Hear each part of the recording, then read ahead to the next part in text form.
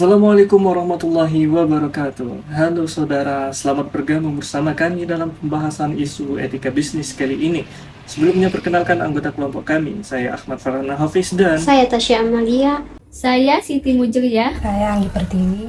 Dan saya Fabian Wan Hafiz. kami akan hadir menemani Anda dalam 10 menit ke depan.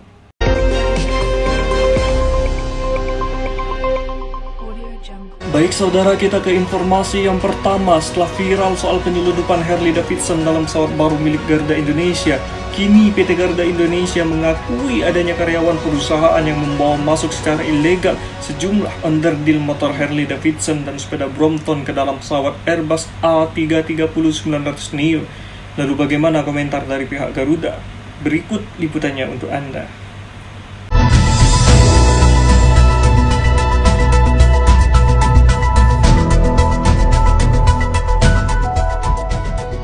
Ya pemirsa, kabar mewujudkan data dari maskapai BUMN PT Garuda Indonesia, kiriman pesawat barunya yakni Airbus A330-900 Neo diduga ditumpangi barang ilegal berupa onderdil Harley Davidson bekas dan 2 sepeda Brompton baru. Dugaan penyelundupan barang ilegal tersebut terungkap ketika pesawat A330-900 dipesan Garuda tiba di Indonesia 17 November 2019 lalu. Dikutip dari Bulletin News, Presiden Corporate Security Garuda Indonesia, M. Iksan Rosan membenarkan jika ada jajaran direksi yang ada di dalam pesawat. Namun terkait siapa pemilik onderdil Harley Davidson dan sepeda Brompton, Iksan membantah jika semua itu milik direksi, melainkan karyawan Garuda.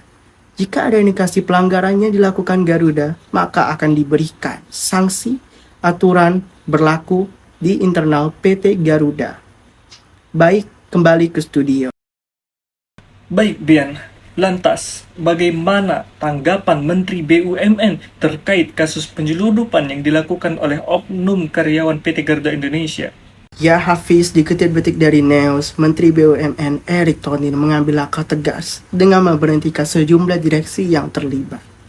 Erick secara resmi memberhentikan sementara seluruh direktur yang terlibat dalam kasus penyeludupan motor Harley Davidson dan sepeda Brompton di pesawat Airbus A330-900 Neo pada 7 Desember 2019 lalu. Begitu Hafiz. Kemudian Bian, apa tindakan atau sanksi yang dijatuhkan terhadap PT Garuda Indonesia dalam kasus ini? Baik Hafiz, info yang kami dapat melalui Detik News bahwa Kementerian Perhubungan menjatuhkan denda sebesar 100 juta rupiah kepada PT Garuda Indonesia.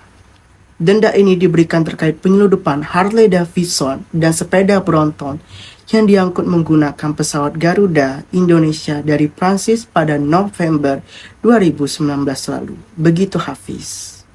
Baik Bian, terima kasih atas laporannya. Saudara, selanjutnya kita beralih ke pembahasan diskusi mengenai isu etika bisnis. Kini telah hadir bersama saya 3 narasumber melalui virtual video. Ada Tasya Amalia, Anggi Pertiwi, dan juga Siti Mujriah. Masih pada Garuda Indonesia, maskapai penerbangan merah putih Indonesia yang tentunya ini dibanggakan oleh Indonesia. Ini adalah BUMN maskapai plat merah. Ini menarik ketika ada temuan motor mewah Harley Davidson, kemudian juga ada 2 unit sepeda mahal. Nah, kita ke Tasya dulu saudara. Bagaimana pandangan Anda Tasya setelah melihat ini? Maksudnya apakah ini ada kecolongan atau ada modus yang biasa dilakukan?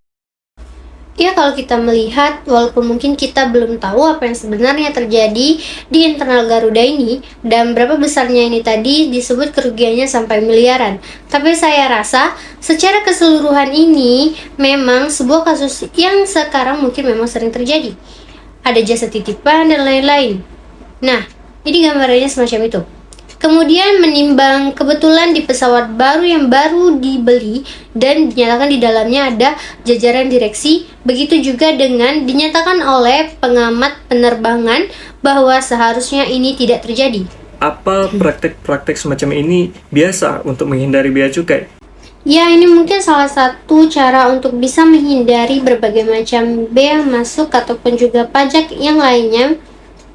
Dalam konteks ini sebetulnya berarti dalam aspek pengawasan dan mungkin ini juga sekaligus bisa menjadi pelajaran bagi siapapun yang ingin membawa barang dari luar negeri, ya memang itu sudah seharusnya sesuai regulasi aturan yang ada. Dan juga kalau memang ada pajaknya, ya harus dibayar. Karena ini kan diduga adanya keterlibatan orang-orang dalam Garuda Indonesia, kemudian juga sampai adanya pemecatan Direktur Utama Garuda Indonesia oleh BUMN. Apa yang paling Anda garis bawahi dalam kasus ini? Ini kan merupakan pelajaran berharga sebenarnya bagi siapapun itu ya. Seperti yang sudah saya sampaikan tadi, bahwa di sini punya regulasi yang sudah diatur dan buktinya ini juga ketahuan. Tapi memang ke depan sepertinya ya ini kan ada dua belah pihak, baik dari sisi bea cukainya sendiri, terus dari maskapainya, dan satu lagi ya dari masyarakat yang berpergian ke luar negeri. Ya baik Tasya, tahan dulu sebentar. Pertanyaan selanjutnya ini untuk Anggi. Anggi, tadi telah disampaikan oleh Tasya bahwa sebenarnya sudah ada regulasi terhadap barang bawaan dari luar negeri. Nah, jika melanggar regulasi tersebut, dalam kasus ini pasal apa saja yang kemungkinan bisa menjerat para pelaku? Ya, halo Aki, sebenarnya sesuai ataupun merujuk pada Undang-Undang Nomor 13 Tahun 2006, yakni tentang kebakaran, dalam pasal 102 disebutkan bahwa setiap orang yang mengangkut barang impor dan tidak mencantumkannya ke dalam manifest, ini dapat terjerat pidana karena telah melakukan penyelundupan secara ilegal dalam bidang impor. Kemudian untuk ancamannya sendiri, kemungkinan besar akan mendapatkan ancaman penjara paling singkat 1 tahun dan paling lama 10 tahun. Tidak hanya itu saja, bagi mereka yang memang terbukti melakukan penyelundupan barang impor secara ilegal juga akan dikenakan pidana denda yakni sebesar 50 juta sampai 5 miliar. Dan sayangnya tidak hanya itu saja, karena memang ada peraturan ataupun undang-undang dan peraturan lain yang merujuk terhadap tindakan yang dilakukan oleh oknum dalam melakukan penyelundupan. Hal ini adalah motor Harley di video beberapa waktu lalu. Ya, di mana memang dugaan pelanggaran pengiriman onderdil ini juga sesuai dengan peraturan Menteri Perdagangan atau Permendek nomor 118 2018, yakni tentang ketentuan impor barang modal dalam keadaan tidak baru.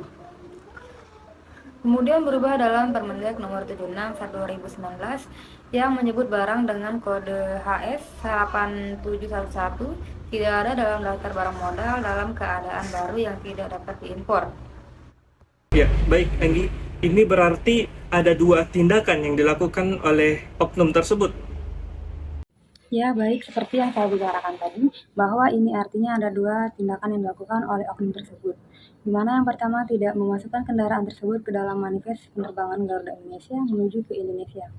Lalu kemudian yang kedua adalah onderdil di Harley Davidson ini tidak termasuk dalam daftar yang tertera dalam Permendak yang sesuai dengan kode HS 8711, yakni tidak termasuk dalam daftar barang bekas yang dapat diimpor masuk ke Indonesia. Baik Anggi, kali ini kita beralih ke Siti dulu. Belajar dari kasus tadi bahwa sebetulnya begitu penting penerapan etika dalam berbisnis, apalagi kalau perusahaan sudah begitu besar dan juga dikenal luas di kalangan publik.